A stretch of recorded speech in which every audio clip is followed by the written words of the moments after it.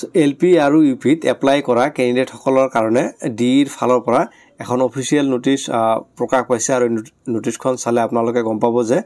PWD candidate সকলৰ কাৰণে verification কেতিয়া আৰম্ভ হ'ব আৰু ডকুমেন্টস কি লগত লৈ যাব লাগিব আৰু কিমান তাৰিখৰ দিনাখন ভেৰিফিকেশন হ'ব সেই বিষয়ে আজিৰ এই ভিডিওটোত সবিশেষ আলোচনা কৰা হ'ব সো ইয়াতে নোটিছ আপোনালোকে চালে গম পাব যে in pursuance of da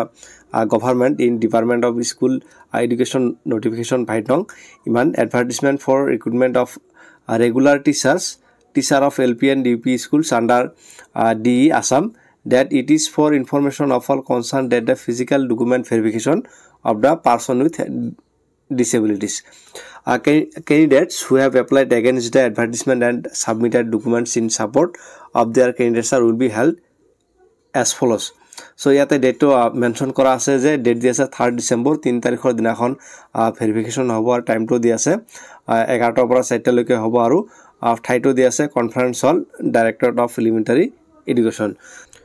the list of the person with disabilities candidates for physical document verification is uploaded in the official website of the Assam গতিকে লিষ্টখন আপোনালোকে অফিচিয়েল ওয়েবসাইটত ভিজিট কৰিব লাগিব আৰু তাতে লিষ্টখন দিয়া আছে so kindly bring all original educational professional qualification document in support of disability issued by the competent authority and all other related documents along with acknowledgement of the online application to the verification গতিকে যিমানখিনি আপোনালোকৰ original documents আছে সব গোটে কেইখন লৈ যাব লাগিব আৰু two self attested sets of all the documents is also to be brought for submission during the verification without fail original documents খিনি লগত লৈ যাব আৰু দুটা সেট বনাই লব আৰু সেলফ অ্যাটেস্টেড কৰি লব সো এইখিনি আছিল আজিৰ এই ভিডিওটোত